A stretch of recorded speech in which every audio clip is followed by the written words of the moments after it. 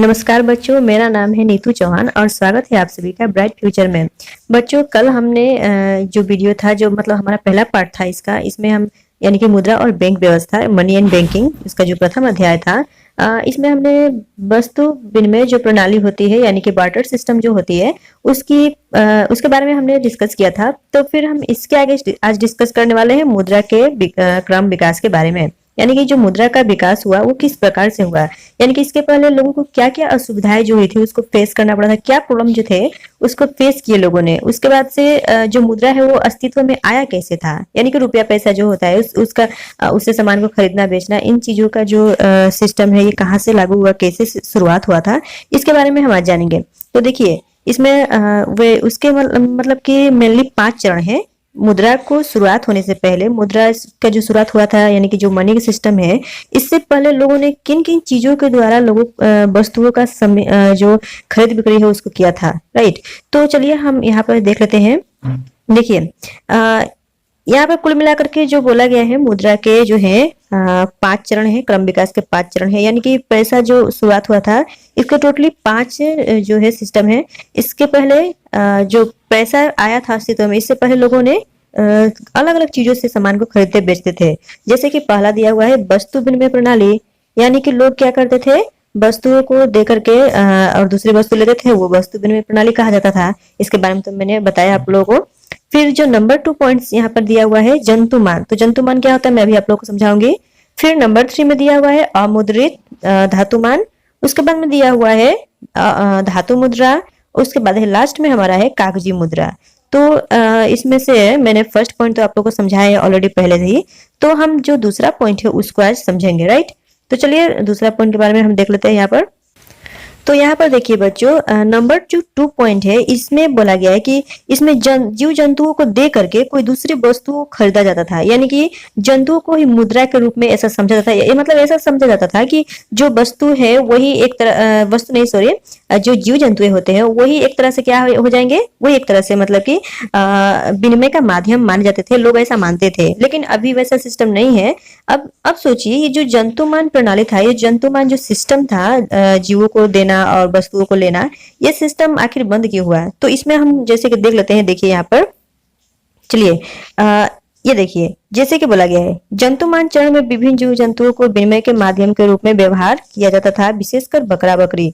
देखिए, जो गॉड्स होते थे, बकरा बकरी वगैरह जो भी होते थे, इन सब चीजों को लोग क्या करते थे, दे करके, और कोई वस्तु लेना था तो उसको ले लेते थे, तो उस वस्तु को लेते थे। लेकिन इसमें कुछ प्रॉब्लम थे, कुछ ऐसे वैसे मतलब प्रॉब्लम क्रिएट होने लगे जिससे लोगों को कुछ असुविधा होने लगी थी इन जंतुओं को दे करके वस्तुओं को लेने में, मुद्रा का इस मतलब मुद्रा को मानने में ये चीजें नहीं मतलब कि एक्सेप्ट नहीं हो पा रही थी सभी लोगों के द्वारा।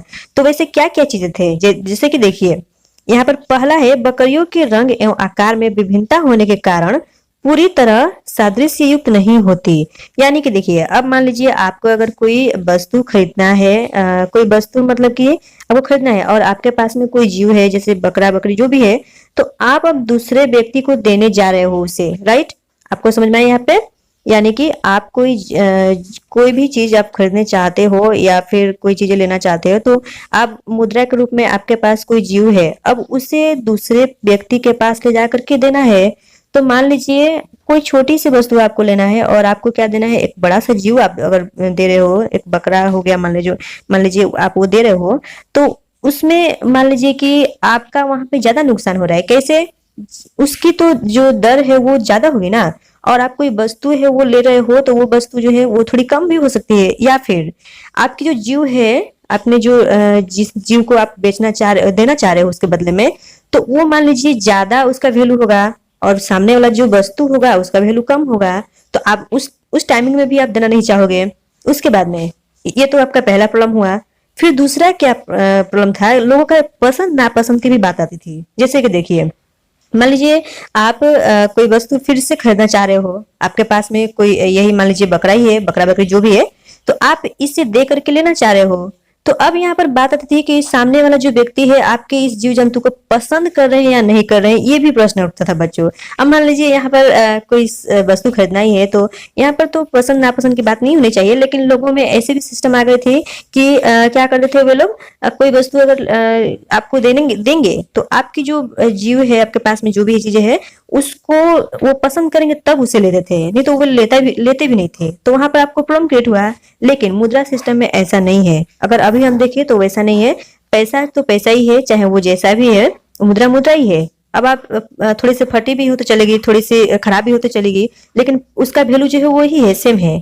तो इसमें देखा गया कि जो मनी सिस्टम है वो अच्छा हुआ, लेकिन ये सब जो चीजें थी, जंतुमान जो सिस्टम था, ये लोगों में अब खराब होने लगा। इस मतलब कि ये सक्सेस नहीं हो पाया था। फिर इसमें और भी कुछ प्रॉब्लम था, ये भी देख लीजिए। अब देखिए दूसरा, बकरियों में महामारी फैलने से उसकी संख्या में कमी होने के साथ साथ मुद्रा का परिमाण भी कमने लगेंगे तथा अर्थव्यवस्था में मुद्रा का संकट दिखने लगेगा। यानी कि अब मान लीजिए आपने बहुत सारे बकरियों को पाल करके रखा है और उसमें कुछ महामारी फैल गया, तो मान लीजिए आपका तो जो भी मुद्रा के रूप में उसे रखे थे तो उसका तो नुकसान हुआ ही आपका, साथ ही साथ जो सामने वाला अगर कोई ले लेते हैं तो उसका भी नुकसान हो रहा है। तो इस तरह से बहुत सारे प्रॉब्लम जो थे, जंतुमान जो सिस्टम था इसमें, मतलब जंतु को पैसा मानना, ये सिस्टम अब खत्म हो गया है। लोगों को इससे असुविधा शुरू हो गई थी। तो चलिए अब हम चलते हैं नेक्स्ट पॉइंट की तरफ। ये जो है अमुद्रित धातुमान, राइट, अमुद्रित धातुमान। तो अमुद्रित धातुमान जो है, इसमें अमुद्रित धातुमान में क्या चीज है, इसको हम देख लेते हैं। तो देखिए बच्चों, अमुद्रित धातुमान व्यवस्था में सोना अथवा चांदी को टुकड़ों सोना अथवा चांदी के टुकड़ों को विनिमय का माध्यम बनाया गया था। यानी कि उस टाइमिंग में लोगों के पास सोना चांदी का वैल्यू मतलब बहुत ज्यादा था। सोना चांदी वगैरह बहुत सारी चीजें, मेटेलिक जो चीजें हैं वो अपने पास रखा करते थे। तो उस टाइमिंग में लोगों ने क्या किया कि उन चीजों को अपने पास रखते थे और उसको दे करके कोई दूसरी वस्तु को खरीदते थे। तो अब इसमें भी कुछ प्रॉब्लम तो क्रिएट हुई होंगे, जिसकी वजह से ये सिस्टम जो है बंद हो गया था। तो ऐसे क्या क्या चीज, ऐसे आपने सुना ही होगा, जैसे राजा कोई आप फिल्म वगैरह या फिर कोई आप पुरानी कहानियां देख लीजिए, तो उसमें ऐसा होता था कि राजा बोलते थे आपको हम इतने सोने के असरफिया देंगे या फिर इतने सोने के सिक्के देंगे, ऐसा सुनते थे, राइट। ऐसी चीजें आपको बार बार मिले होंगे सुनने को, या फिर कोई ऐतिहासिक कहानियां सुने होंगे तभी भी मिली होंगी। तो इस तरह से सोने चांदी के सिक्के दे दे करके लोग और क्या करते थे, या फिर उसके कुछ टुकड़े दे करके अपने काम को करवाते थे, या फिर उससे कोई वस्तुएं खरीदते थे। लेकिन इसमें ऐसे क्या प्रॉब्लम आया जिसकी वजह से लोग इसको भी बंद कर दिए। तो देखिए पहला क्या बोला गया है, सोना अथवा चांदी विशुद्ध है अथवा नहीं, प्रत्येक लेन देन में उसे निश्चित कर लेना पड़ता था। देखिए बच्चों, यहाँ पर क्या प्रॉब्लम आया कि अगर आप सामने वाले व्यक्ति से सोना ले रहे हो या फिर चांदी जो भी चीज ले रहे हो और अपना वस्तु उसे दे रहे हो, तो वहां पर आपको देखना पड़ेगा कि वो सोना और चांदी जो भी है वो असली है या नकली है। विशुद्ध शुद्ध उसी को बोला गया है, असली या नकली है। तो वहां पर ये प्रॉब्लम क्रिएट होने लगा है। या मान लीजिए आपको कोई व्यक्ति कुछ जो है नकली भी तो सामान ला करके दे सकता है ना, तो इस वजह से ये एक प्रॉब्लम क्रिएट हुआ। फिर दूसरा इसमें क्या प्रॉब्लम क्रिएट हुआ था, दूसरा इस प्रकार कि बहुमूल्य धातुओं को एक स्थान से दूसरे स्थान तक सुरक्षित ले जाना आसान नहीं था। देखिए अब आप मान लीजिए कि कोई वस्तु है, आप एक स्थान वस्तु मान लीजिए सोना चांदी ही, आप मान लीजिए बहुत सारे ज्यादा ले लिए हो और आप उस सोना चांदी को लेकर के दूसरी जगह पे जा रहे हैं और जा रहे हैं तो उसको मान लीजिए कि आप क्या कर रहे हैं, उससे आप कुछ सामान खरीदना चाहते हैं, लेकिन हो सकता है कि उसको ले करके जाना मतलब कि पॉसिबल ना हो हमारे लिए। उसमें बहुत सारे प्रॉब्लम क्रिएट हो सकते हैं। क्यों क्रिएट होंगे, क्योंकि वहां पर आपको बहुत सारे मान लीजिए छीनने झपटने वाले रास्ते में, पहले आपने सुना ही होगा कि लोग रास्ते में किसी को मार करके या फिर कोई भी चीजें जो लेकर के जाते थे उनको छीन लिया करते थे। तो ये सब चीजें चोर वगैरह चोरी करना, ये सब चीजें बहुत ज्यादा होती थी, लोगों को डर होता था उस टाइमिंग में। तो ये भी एक प्रॉब्लम था जिसकी वजह से जो है जो ये धातुमान, अमुद्रित धातुमान जो व्यवस्था था ये भी लगभग बंद हो चुका था, ये भी बंद हो गया। उसके बाद से है अब है अमुद्रित धातुमान व्यवस्था में, और भी थोड़ा सा आगे देख लीजिए नेक्स्ट पॉइंट हमारा। देखिए अमुद्रित धातुमान व्यवस्था के समाप्त होते ही धातु मुद्रा आविष्कार हुआ। अब जो अमुद्रित धातुमान व्यवस्था थी ना, यानी कि जो सोने के सिक्के वगैरह थे वो तो बंद हो चुके थे, अब फिर से धातु मुद्रा, ये भी धातु मुद्रा उसके अंदर ही आएंगे, लेकिन इसमें थोड़ी सी अलग सिस्टम थी। जैसे कि देखिए धातुमान जो है धातु मुद्रा का आविष्कार हुआ, फिर इस परंतु इस व्यवस्था में भी समस्याएं आने लगी। सोना अथवा चांदी की आपूर्ति अस्थायी होती थी, आवश्यकता होने पर उसकी वृद्धि नहीं की जा सकती थी। हाँ ये भी बात सही है। मान लीजिए कि आप क्या कर रहे हैं, कोई सोना चांदी से आप व्यापार कर रहे हैं या फिर सामान कोई चीजें खरीद रहे हैं, तो ऐसा तो नहीं है कि आप सोना चांदी को खुद से ही बना लेंगे। उस वो तो लिमिट में है ना, क्योंकि वो एक अनवीकरणीय है। अनवीकरणीय यानी कि अर्थ क्या हुआ, यानी कि जिसे हम दोबारा पा नहीं सकते हैं। एक बार खत्म हो जाएगा तो दोबारा हम नहीं पा सकते हैं, क्योंकि वो प्रकृति से बनाई हुई चीजें हैं। तो वो तो क्या हो गए, नॉन रिन्यूएबल रिसोर्स हो गए थे। तो अब जो है इसकी तो कमी महसूस हो रही थी लोगों को, तो इसको भी जो है लोग ज्यादा मात्रा में यूज नहीं कर पा रहे थे। उसके बाद से इसमें थोड़ी सी और हम देखते हैं क्या प्रॉब्लम मिलता है हमको। आवश्यकता होने पर उसकी वृद्धि तो नहीं की जा सकती। फिर इसके अतिरिक्त व्यापार वाणिज्य के क्षेत्र बढ़ने के साथ साथ इस प्रकार की मुद्रा को सुदूर स्थानों तक ले जाने में असुविधा होने लगी। अब मान लीजिए आपको कहीं दूर व्यापार करने जाना है, तो दूर व्यापार करने जाओगे तो उसको लेकर के जाने में आपको बहुत सारे प्रॉब्लम्स को फेस करने होंगे, जिसकी वजह से ये जो अमुद्रित या फिर धातु मुद्रा का जो सिस्टम है ये लगभग बंद हो चुका। अब लास्ट में जाकर के हमारा आया कागजी मुद्रा, जो कि अभी भी चल रहा है, राइट। यही हमारा लास्ट जो है पॉइंट है, जो कागजी मुद्रा। अब हम इसके बारे में पढ़ेंगे और ये कैसे शुरुआत हुआ और इसके बाद ये खत्म हुआ कि नहीं, खत्म तो नहीं हुआ हम बोलेंगे, क्योंकि अभी भी ये चल रहा है। कागजी मुद्रा अभी भी हम व्यवहार कर रहे हैं। तो चलिए बच्चों, अब देखिए यहाँ पर कागजी मुद्रा जैसे है, इसका शुरुआत कैसे हुआ। मुद्रा के क्रम विकास के 5वें चरण में कागजी मुद्रा का प्रचलन हुआ था। यानी कि इससे पहले चार चीजों को लोगों ने मुद्रा के रूप में स्वीकार किया था, लेकिन वो सक्सेस नहीं हो पाया था। लास्ट में जाकर के कागजी मुद्रा जो है हमारे बीच आया और कागजी मुद्रा ही सक्सेसफुल है, अभी भी ये चल रही है। तो इसको देख लीजिए। इस प्रकार के जो है मुद्रा को एक स्थान से दूसरे स्थान तक लाना ले जाना आसान होता है, ये तो बात सही है। आप जो कागजी मुद्रा है उसे आप उसको कहीं भी दूर दूर तक लेकर के जा सकते हैं, लेकर के आ सकते हैं। वो जो है आपके लिए मतलब प्रॉब्लम क्रिएट नहीं करती है और हल्की भी होती है। लेकिन सोना चांदी वहीं पर ले लीजिए, बहुत भारी भी हो जाएगी और बहुत ज्यादा आपको दिखाई देगा वो चीजें। लेकिन आप जो कागजी मुद्रा है आप कहीं भी रख के लेके जा सकते हो। फिर देखिए, प्रथम चरण में कागजी मुद्रा को सोना अथवा चांदी में रूपांतरित किया जाता था।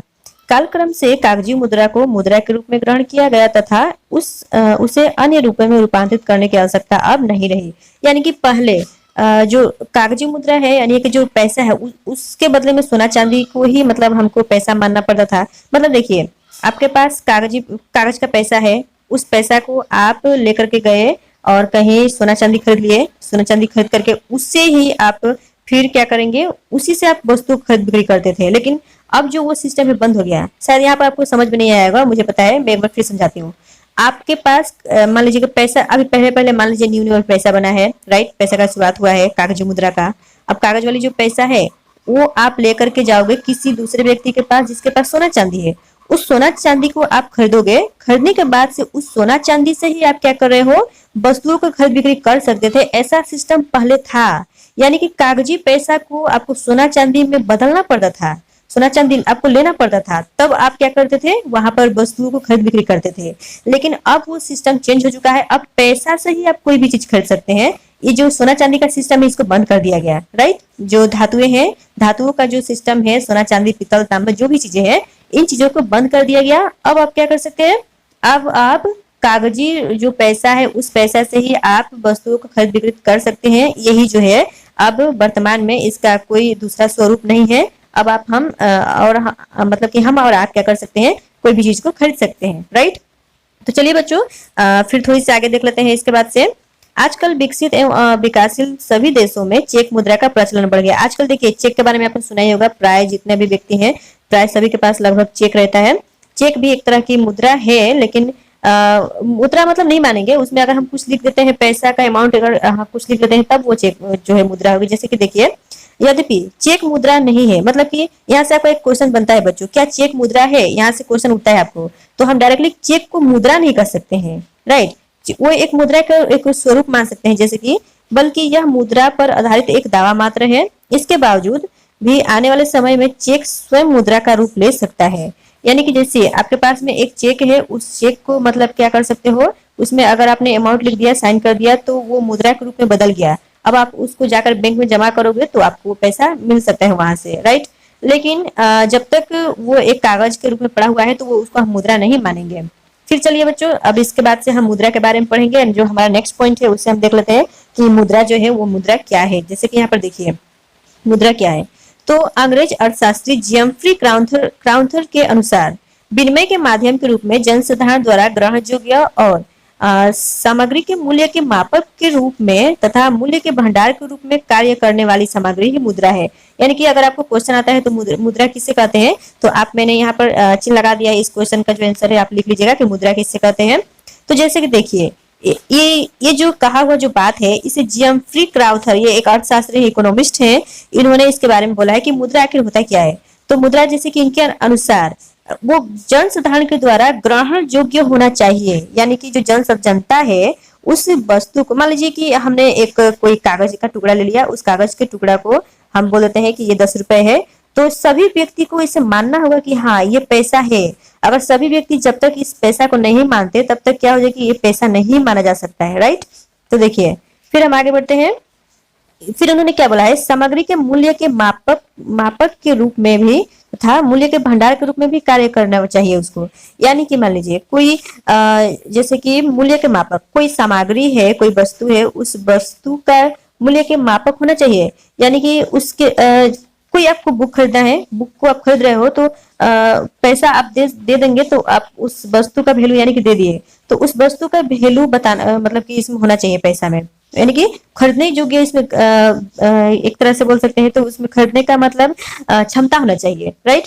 फिर उसके बाद से बोला गया है मूल्य के भंडार, यानी कि मान लीजिए आपने क्या कर दिया, कोई वस्तु खरीद लिया, वस्तु खरीदने के बाद से उसको क्या कर दिया, उसे मतलब बेचना चाहते हैं आप, मतलब रखना चाहते हैं, राइट। आपके पास चाहे या फिर मैं आपको फिर समझाती हूँ। जैसे कि आपके पास में कोई एक वस्तु है, मान लीजिए कोई भी चीज है, साग सब्जियां, हम हरे साग सब्जियां ले लेते हैं।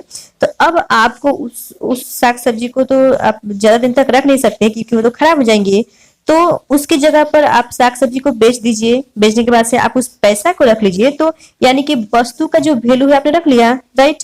जो वस्तु का जो दाम था उसको तो आपने रख लिया अपने पास में, तो अब उस पैसा से आप जो भी चाहे खरीद सकते हैं। लेकिन अगर वही साग सब्जी को आप अपने पास रख लेते, कोई भी चीज थी उसको रख लेते, तो वो तो सड़ के नष्ट हो जाती। तो सड़ के अगर नष्ट हो जाती तो उससे आपका कोई लाभ भी नहीं होता और उसका जो वैल्यू है वो भी समाप्त हो जाता है। इसीलिए आप क्या कर सकते हैं, पैसा को वस्तु के वैल्यू के रूप में उस भंडारित कर सकते हैं, उसे आप सेव करके रख सकते हैं। तो ये जो था इसे ही हम मुद्रा कर सकते हैं, यानी कि इसमें 2-3 जो गुण है वो होना चाहिए। और ये किसने बोला है, तो जियमफ्री क्राउथर ने। यहाँ से क्वेश्चन भी उठ सकता है कि यहाँ पर जो है जो जियमफ्री क्राउथर है उनके अनुसार मुद्रा क्या है या फिर मुद्रा किसे कहते हैं, तो आप ये क्वेश्चन का आंसर लिख सकते हो। उसके बाद से देखिए इसमें थोड़ा सा और बात बोला गया, देशवासी यदि बेलपत्र को विनिमय के माध्यम के रूप में ग्रहण करने लगे तो बेलपत्र भी साधारण ग्रहण योग्य आ जाएगी और वह भी मुद्रा बन जाएगी। हाँ, बेलपत्र यानी कि जो सिरफल होता है, ठीक है, कुछ लोग उसको बेल बोलते हैं और कुछ लोग उसको सिरफल भी बोलते हैं। तो वो जो बेल का जो पत्र होता है, जो पत्ता होता है, उस पत्र को अगर कोई व्यक्ति उसे बोल दे कि हाँ वो जो पत्र है वो क्या है, वो जो पत्र है अगर उसको हम मान लेते हैं कि वो पैसा है, अगर पूरा देशवासी इस बात को मानने के लिए रेडी हो जाए कि ये जो बेल पत्र है वो ही क्या है, बेल पत्र ही हमारा पैसा है, तो वो जो उसको हम मतलब पैसा का रुपया के रूप में ग्रहण कर सकते हैं, वो हमारे लिए क्या हो जाएगी, रुपया बन जाएगी। लेकिन जब तक लोग इसको नहीं मानेंगे तब तक वो नहीं हो सकती। यानी कि कोई भी चीज को अगर हम मुद्रा मान लेते हैं, सभी लोग मान लेते हैं, तभी वो पैसा माना जाएगा, नहीं तो वो पैसा नहीं माना जा सकता है, राइट। और मुद्रा में स्थित साधारण ग्रहण योग्य कानून द्वारा मान्य होती है और कानून को भी मानना चाहिए, जो कानून है वो मानेगी तभी जाकर के वो पैसा माना जा सकता है। तो आई होप बच्चों मुद्रा आपको समझ में आ गया। अब हम पढ़ेंगे मुद्रा की कुछ विशेषताएं, यानी कि अगर कोई वस्तु को हमने पैसा मान लिया तो क्यों मानेंगे, उसमें क्या गुण होना चाहिए, what is the characteristics of money, right. तो उसका कैरेक्टर क्या क्या चीजें होनी चाहिए वो हम देखते हैं। चलिए देखिए बच्चों, मुद्रा की विशेषताएं, यानी कि जो पहला पॉइंट है, देखिए मुद्रा में जनसाधारण द्वारा ग्राह्य होने की योग्यता न होने से वह विनिमय का माध्यम नहीं बन सकती। जनसाधारण द्वारा ग्रहण होने की योग्यता मुद्रा की सबसे महत्वपूर्ण विशेषता है। बच्चों यहाँ पर आपको ये जो पॉइंट से याद करने पड़ेंगे। यहाँ पर 4 या 5 मार्क्स का आपको प्राइज इसमें से क्वेश्चन पूछा ही जाता है, मतलब प्रत्येक वर्ष लगभग इसमें से क्वेश्चन रहते ही रहते हैं। तो इस वजह से आप इसमें इस पॉइंट्स को आप छोटे छोटे पॉइंट्स हैं इसको आप याद कर लीजिए या फिर इसे समझ लीजिएगा। रटने से तो हम मेरे ख्याल से वो ज्यादा दिन नहीं रह पाएंगे, लेकिन आप इसे समझ लोगे तो आप अपने लैंग्वेज में भी बना करके लिख सकते हो। तो इसलिए देखिए अब पहला पॉइंट मैं आपको समझाती हूँ। पहला पॉइंट में जो अभी भी मैंने आपको पीछे बता करके मैं आई वही चीज फिर से यहाँ पर मेंशन किया गया है कि यानी कि कोई भी वस्तु है तो उसे सभी लोग मानेंगे तभी वो मुद्रा बन सकती है, यानी कि जन साधारण द्वारा ग्राह्य होना चाहिए। इसका मेन पॉइंट यही है कि जन साधारण द्वारा अगर वो ग्राह्य है, उसको ग्रहण करते हैं लोग, तभी वो क्या हो सकती है, वस्तु मुद्रा कही जा सकती है। तो ये इसका पहला कैरेक्टर हो गया। मुद्रा होने के लिए इसका पहला कैरेक्टर क्या हो गया कि जन साधारण द्वारा वो ग्रहण योग्य होना चाहिए। फिर चलिए नेक्स्ट पॉइंट नंबर टू में हमारा दिया हुआ है मुद्रा की पहचान सहज होनी चाहिए। ये भी बात सही है। वो जो मतलब एक सेकंड में अगर कोई देखे तो बता दे कि हाँ ये मुद्रा है। नहीं तो अगर कोई भी दूसरे चीजों को हम लेकर के आ गए तो उसे पहचानने में ही अगर क्या हो जाती है कि लोगों को परेशानी होती है कि हाँ ये मुद्रा है कि नहीं है, तो वो मुद्रा नहीं मानी जा सकती है। जैसे कि देखिए किसी भी अन्य वस्तु से इसकी पहचान एकदम अलग होनी चाहिए और इसकी पहचान सहज न होने से इसके द्वारा वस्तु के क्रय विक्रय में जटिलता उत्पन्न हो जाएगी। ये तो बात सही है। अगर कोई व्यक्ति है अगर पहचान ही नहीं पा रहा है कि हाँ ये पैसा है कि नहीं है, तो वो कैसे कोई वस्तु खरीद बिक्री कर सकता है। यानी कि इसमें पहचान की बात बोली गई है। पहला में तो ग्रहण योग्य होनी चाहिए, दूसरा में पहचान सहज होनी चाहिए। यही 2 पॉइंट है। फिर अब चलिए तीसरा। आपको मेरे ख्याल से ये जो पॉइंट है आप ये समझ गए होंगे। मैं बहुत इजीली समझा रही हूँ आपको और ज्यादा मैं इसके बारे में बहुत एक्सप्लेन नहीं करना चाहूंगी क्योंकि जो वीडियो है बहुत ही लंबा हो जाएगा, आपको भी डिस्टर्ब होगा शायद देखने में। तो और बच्चों आपको मैं कहना चाहूंगी कि अगर आप लोगों ने इस चैनल को सब्सक्राइब नहीं किया है तो इस चैनल को सब्सक्राइब जरूर करें और साथ ही साथ अपने दोस्तों को भी शेयर जरूर कीजिएगा। तो चलिए अब नंबर 3 पॉइंट्स की तरफ हम बढ़ते हैं। नंबर 3 में हमारा दिया हुआ है देखिए मुद्रा आसानी से नष्ट होने वाली वस्तु नहीं होनी चाहिए। ये बात तो बिल्कुल सही है बच्चों। मान लीजिए कि कोई वस्तु हम किसी वस्तु को हमने मुद्रा मान लिया, पैसा मान लिया, तो अब वो ऐसी नहीं होनी चाहिए कि वो बहुत जल्दी ही नष्ट हो जाए, खराब हो जाए। कुछ ऐसी चीजों से हमको मुद्रा मानना होगा। कुछ ऐसी वस्तु होनी चाहिए जो बहुत दिनों तक टिका रहे और अच्छे से सेव रहे। जैसे कि देखिए यहाँ पर क्या बोला गया है, मछली, अंडा, दूध आदि कोई भी वस्तु मुद्रा नहीं हो सकती। हाँ, अब मान लीजिए कि ये सब चीजें तो आप कभी मुद्रा बना नहीं सकते। मछली होगी तो मान लीजिए वो तो सड़ करके ऐसे ही गंध आने लगेगी लोगों को वैसे दूर से ही। अब मान लीजिए कि आप क्या हो, वेज खाने वाले हो, तो मछली को तो पॉकेट में लेकर घूम नहीं सकते, राइट। तो उसके बाद से अंडे हो गए, दूध हो गए, तो ये सब चीजें जो है हम पैसा नहीं मान सकते, राइट। और ये सब चीजें बहुत जल्दी नष्ट हो जाती है, राइट बच्चों। फिर देखिए कौन सी वस्तु मुद्रा होनी चाहिए। इसका कारण यह है कि ये वस्तु अधिक दिनों तक टिक नहीं सकती है। ये बात सही है। ये सब चीजें इतने दिनों तक हम कहाँ रख सकते हैं, ये तो बहुत जल्दी ही नष्ट हो जाती है। फिर मुद्रा का संचय करना आसान होना चाहिए तथा इसमें अस्थायित्व का गुण होना चाहिए, यानी कि परमानेंस, वो परमानेंट के लिए होना चाहिए, हमेशा के लिए होना चाहिए। हम बहुत दिनों तक उसे रख सकते हैं। ऐसा चीजें जो होती है वो मुद्रा बन सकती है, वरना हम क्या कर सकते हैं, इन सब चीजों को हम मुद्रा नहीं मान सकते बच्चों, राइट। ये हो गया हमारा तीसरा पॉइंट। आपको समझ में आया, राइट। मेरे ख्याल से समझ में आया। और इसे आप क्या कीजिएगा जरूर, ये जो है चीजें आप इसे रीडिंग एक बार कर लीजिएगा। फिर हम 4 नंबर पॉइंट की तरफ बढ़ते हैं। नंबर 4 पॉइंट में क्या क्या बोला गया है देखिए, सममूल्य की मुद्रा समजातीय या पूर्णतः समान होनी चाहिए। उदाहरण स्वरूप 100 रुपए के नोट का आकार एकदम छोटा अथवा डाक टिकट के आकार का तथा अन्य 100 रुपए के नोट का आकार बहुत बड़ा अथवा समाचार पत्र के आकार का हो तो वस्तुओं के लेन देन में असुविधा होती है। जैसे कि मान लीजिए यहाँ पर क्या समझाया है, एक 100 रुपए का जो नोट है, 100 रुपए का जो नोट है वो नोट एकदम छोटा नहीं होना चाहिए। उसके बाद से एक जो 100 रुपए का नोट है वो अखबार की तरह बहुत बड़ा नहीं होना चाहिए। आप समझ रहे हैं यहाँ पर, यानी कि मतलब यहाँ पर बोला गया है कि अगर एक 100 रुपए का नोट है तो उसका जो आकार है बिल्कुल एक जैसा होना चाहिए। अगर मान लीजिए इस आकार का 100 रुपए का नोट है तो दूसरा भी इसी आकार का होना चाहिए, यानी कि एक बहुत बड़ा एक बहुत छोटा नहीं होना चाहिए। इसलिए मतलब उसकी जो पहचान ही नहीं तो अलग अलग हो जाएगी और लोगों को असुविधा भी होने लगेगी। तो यहाँ पर यही समझाया गया है कि जो अगर हम पैसा बना रहे हैं तो उस पैसा का जो अगर 10 रुपया है तो दूसरा 10 रुपया जो है, जो दूसरा 10 रुपए का जो नोट है वो भी बिल्कुल सेम ही होना चाहिए, अलग अलग नहीं होनी चाहिए, एक तरह की होनी चाहिए। आई होगा 10 रुपीज का जो नोट होते हैं वो एक तरह की होते हैं, राइट। अब हम चलते हैं नंबर 5 पॉइंट की तरफ। आई होप कि ये पॉइंट आपको समझ में आया। नहीं भी समझ में आया तो आप मुझे कमेंट्स में जरूर पूछ सकते हैं बच्चों। और हम चलते हैं नंबर 5 पॉइंट्स की तरफ। नंबर 5 पॉइंट में दिया हुआ है मुद्रा में तरलता का गुण होना चाहिए। यह तरलता का गुण आखिर है क्या, तो देखिए मैंने यहाँ पर आपको प्लेट यहाँ पे चिन्ह लगा दिया है कि मुद्रा में तरलता का गुण, इसका आंसर क्या है। तो यहाँ से लेकर के यहाँ तक आप इसको लिख सकते हो। देखिए अब जब कोई भी मुद्रा सममूल्य के वस्तुओं में तुरंत और प्रत्यक्ष रूप से रूपांतरित होती है तो इसे मुद्रा की तरलता का गुण कहा जाता है। यानी कि देखिए अगर कोई चीज है, कोई वस्तु है, उसके मतलब मान लीजिए कि जैसे 100 रुपए का नोट है, राइट। तो ये जो 100 रुपए का नोट है, इसके बदले में हम दूसरी वस्तु खरीद सके तुरंत। यानी कि एक सोना है और सोना का एक टुकड़ा है, उस सोना का टुकड़ा को हम दे दिए किसी मतलब हम ले लिए और उसे हम 100 रुपए का नोट दे दिए, तो यहाँ पर तुरंत वो चीज बदल गया ना। यानी कि आपके पास में तुरंत पैसा से सोना आ गया, या फिर यानी कि जो पैसा है वो तुरंत किसी चीज में बदल जानी चाहिए, तुरंत उससे हम कोई चीज खरीद करके ले सके। और वो मतलब उसमें ऐसा गुण होना चाहिए। तरलता का गुण का अर्थ ही हो गया कि उसमें बदल जाना, तुरंत रूप बदलना, उसका आकार रूप बदल जाना, राइट।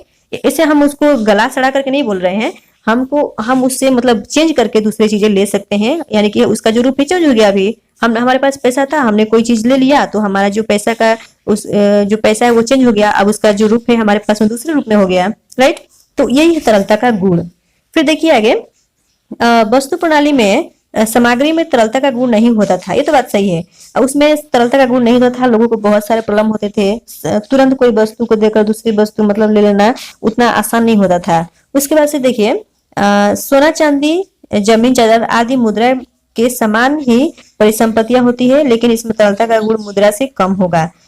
जो मतलब ये सभी चीजें हैं, इसे हम तरलता का गुण बोल सकते हैं। सोना चांदी को भी बदल के ले सकते हैं, लेकिन जो रुपया है, पैसा है, उसके जैसा ये सेम टू सेम नहीं है। तो चलिए बच्चों, अब हम चलते हैं नंबर 6 पॉइंट की तरफ। 6 पॉइंट हमारा क्या दिया हुआ है, देखिए नंबर 6 पॉइंट यहाँ पर है। देखिए नंबर 6 में दिया हुआ है, मुद्रा में हस्तांतरण का गुण होना चाहिए। तो अब इसका मीनिंग क्या होता है बताइए। जैसे कि आजकल वाणिज्य व्यापार का क्षेत्र बढ़ रहा है, मुद्रा में हस्तांतरण का गुण न होने से इतने विस्तृत क्षेत्रों में व्यापार वाणिज्य करना संभव नहीं हुआ। ये तो बात सही है बच्चों। अब मान लीजिए आपके पास में जो है, मान लीजिए कि पैसा है और आप वाणिज्य व्यापार करना चाह रहे हो, तो आप पैसा अपने पास ही स्थिर रखोगे तो उससे नहीं होने वाला। यानी कि जो पैसे हैं उसे मुद्रा जो है उससे एक जगह से दूसरी जगह मतलब पहुंचाना, उससे खरीद बिक्री करना, ये चीजें मतलब कि होनी चाहिए। हस्तांतरण यानी कि एक जगह से दूसरी जगह लेकर के जाना, लेकर के आना, ये चीजें होनी चाहिए बच्चों। जैसे कि यहाँ पर एक चीज दिखाया गया है, खरीदार के हिसाब की कॉलम में, देखिए खरीदार के हिसाब की कॉलम में लेन देन का मूल्य घटाया गया है और विक्रेता के हिसाब की कॉलम में उस मूल्य को जोड़ा गया है। यानी कि देखिए, आप एक आदमी खरीदने वाला है, यहाँ पर एक आदमी बेचने वाला है। तो कोई आदमी अगर वस्तु जाकर के इसमें से खरीद रहा है, यहाँ से कोई वस्तु जाकर के वो खरीद रहा है इस दुकानदार के पास से, तो इसके पास जो पैसा थी अब तो इसके पास चली गई, राइट। इस व्यक्ति के पास से जो पैसा थी, क्योंकि ये वस्तु कुछ खरीद करके लिया और अपने पास का पैसा इससे दिया, तो इसका जो हिसाब किताब था, इसकी जो कॉलम थी हिसाब किताब की, उसका जो पैसा था उसमें अब कम हो गया उसमें से, क्योंकि इसने कुछ खरीद लिया। आपके पास मान लीजिए आप ही हो, कोई दुकान पे जा रहे हो, कोई वस्तु खरीद रहे हो, तो आपके पास जो पैसे थी वो क्या हो गई, वहां पर कम हो गई। और अब आपकी जो पैसे थी वो किसके पास चली गई, दुकानदार के पास। तो उसके हिसाब किताब में अब वो पैसे जोड़े जाएंगे, राइट। तो ये चीजें आपको मतलब यहाँ पर क्या समझाने का प्रयास किया जा रहा है कि जो पैसे हैं वो हस्तांतरित होते रहते हैं, एक स्थान से दूसरे स्थान पे जाते रहते हैं। तो ऐसा भी गुण होना चाहिए पैसा में, जो मुद्रा होती है, जो भी है मुद्रा में हस्तांतरण का गुण होना ही चाहिए। फिर अब हम चलते हैं नेक्स्ट नंबर 7 की तरफ। नंबर 7 में हमारा क्या पॉइंट दिया हुआ है, तो अब हमारा नंबर 7 पॉइंट में दिया हुआ है, मुद्रा विभाजनीय होती है। विभाजनीय यानी कि उसको हम तुरंत छोटे छोटे मतलब टुकड़ों में विभाजित कर सकते हैं। यानी कि 10 रुपए के नोट है तो उसे हम चेंज करके उसका चेंज हम ले सकते हैं। 9 रुपीज, 5 रुपीज, 1 रुपीज, 2 रुपीज, इस तरह से करके हम उसको चेंजिंग कर सकते हैं। तो इस तरह से क्या होती है कि हम जो है मतलब मुद्रा को विभाजन कर सकते हैं, उसका बंटवारा कर सकते हैं। मैं ये नहीं बोल रही कि उसे हम फाड़ करके काट करके बंटवारा कर सकते हैं, ऐसा नहीं बच्चों। मतलब कि उसे तुरंत चेंज करके उसे हम दूसरा रूप में बदल सकते हैं। फिर अधिक मूल्य के मुद्रा को कम मूल्य के मुद्रा में रूपांतरित किया जा सकता है। ये भी बात सही है। आपके पास में 100 रुपीज है और आपको मतलब कि उसे कम मूल्य में चेंजिंग करना है, उसको मतलब थोड़ा सा बदलना है, तो आप किसी से उसको चेंज करके ले सकते हो, उसका चेंज ले सकते हो, उसका मतलब बदल सकते हो, बदल करके और आप उसको 10 रुपए, 20 रुपए अलग अलग नोट ले सकते हो। तो उसमें वो अधिक था तो अब आपके पास में मतलब क्या हो गया, उसका चेंज कर लिया तो कम कम रूप में हो गया, अलग अलग टुकड़े में आपका हो गया, राइट। उसके बाद देखिए, वस्तु विनिमय प्रणाली में वस्तुओं के अविभाजनीय होने के कारण विनिमय के क्षेत्र में असुविधा होती थी। जो विनिमय प्रणाली हम चल रहे थे पहले, जैसे मैंने एक दिन आपको समझाया, एक दिन मतलब कि पहले जो फर्स्ट वीडियो है उसमें ही मैंने आपको समझाया था। जैसे कि फर्स्ट वीडियो में मैंने बोला था कि एक हाथी है, उसके बदले में आप चावल मतलब कि क्या कर रहे हो, लेन देन कर रहे हो, राइट। मान लीजिए आपके पास में हाथी है, किसी के पास में चावल था, तो अब जो चावल है आपको चाहिए और हाथी आपको देना है, तो मान लीजिए हाथी को आप ले जाकर के उसे दे रहे हो तो आपका घाटा हो रहा है, और हाथी को तो हम टुकड़ों में बांट नहीं सकते, राइट। लेकिन उसी जगह पर हम पैसा को देखें तो पैसा को हम कई टुकड़ों में विभाजित कर सकते हैं, उसे हम अलग अलग रूप में विभाजित करके उससे हम वस्तुओं को खरीद सकते हैं। यही बात यहाँ पर समझाने का प्रयास किया जा रहा है, यानी कि मुद्रा जो है वो विभाजनीय है, उसे हम विभाजित कर सकते हैं, उसे हम कई भागों में विभाजित कर सकते हैं, लेकिन दूसरे वस्तुओं को नहीं कर सकते। फिर से हमारे जैसे कि आप देख लीजिए, आज 50 पैसे से लेकर, राइट, 50 पैसे से लेकर 5 करोड़ रुपए का लेन देन संभव हो चुका है। आज इतने सारे जो चीजें हैं वो संभव हो रही है। फिर है हमारा लास्ट पॉइंट जो है 8 नंबर, इसको हम देख लेते हैं। तो अब देखिए बच्चों, हमारा जो नेक्स्ट पॉइंट है नंबर 8, इसमें बोला गया है कि मुद्रा के मूल्य में स्थिरता का गुण होना चाहिए, यानी कि जो मुद्रा का जो वैल्यू है, मान लीजिए ये 10 रुपए है, उसका जो वैल्यू है वो स्टेबल होना चाहिए, उसमें मतलब बार बार चेंजिंग नहीं होना चाहिए उसका जो वैल्यू होता है। जैसे कि मुद्रा के मूल्य के रूप में, राइट, मुद्रा के मूल्य में तेजी से कमी होने से मुद्रा की ग्राह्यता का लोप हो जाता है, यानी कि अगर जो पैसा है 10 रुपए का तो उसका जो वैल्यू है बिल्कुल कम होता गया, तो वहां पर अब उसका जो वैल्यू है वो बिल्कुल ही, उसका जो वैल्यू है बिल्कुल ही मतलब कम हो जाएगा, लोग उसे मानेंगे ही नहीं। फिर उसी तरह मुद्रा का भंडारण भी नहीं हो सकता। अब जो पैसा है उसे हम रख भी नहीं सकते। मान लीजिए कि मुद्रास्फीति हो गया, कोई वस्तु है उसका दाम बढ़ गया, और मुद्रास्फीति आप जानते हो इन्फ्लेशन जो होता है, कोई वस्तु है उसका दाम बहुत ज्यादा हो गया और जो मुद्रा है उसका कम हो गया वैल्यू, यानी कि आप पैसे ज्यादा देने पड़ रहे हैं और जो वस्तुएं हैं वो आपको कम मिल रहे हैं, तो यहाँ पर जो है डिक्रीज हो रहा है, जो वैल्यू है मनी का वो डिक्रीज हो रहा है। तो इस तरह से आप क्या कर रहे हो, यहाँ पर जो मुद्रा का जो वैल्यू है, जो मनी का वैल्यू है वो घट रहा है, तो इस तरह से नहीं होनी चाहिए, उसका जो वैल्यू है वो एक तरह से स्टेबल होनी चाहिए, राइट। तो बच्चों आई होप कि आपको ये सारे पॉइंट्स जो है आपको समझ में आ गया, अगर नहीं भी आया तो इस पॉइंट्स को आप रीडिंग करिए एक बार घर में, और रीडिंग करने के साथ साथ में उसे इसका नोट्स बनाइए आप इसमें से, क्योंकि प्राय प्रत्येक वर्ष आप देखिए एवरी ईयर यहाँ से क्वेश्चन जो है जो मतलब रहते हैं। उसके बाद में बच्चों अब हम आगे का जो नेक्स्ट पार्ट है मुद्रा के कार्य वो हम पढ़ेंगे नेक्स्ट वीडियो में, और मुद्रा के कार्य यानी कि what is the functions of money, ये सब चीजें हम पढ़ेंगे आगे नेक्स्ट वीडियो में। तो बच्चों वीडियो देखने के लिए बहुत बहुत धन्यवाद, और वीडियो अगर आपको पसंद आया तो एक बार लाइक जरूर करिएगा। ओके बच्चों, वीडियो देखने के लिए बहुत बहुत धन्यवाद।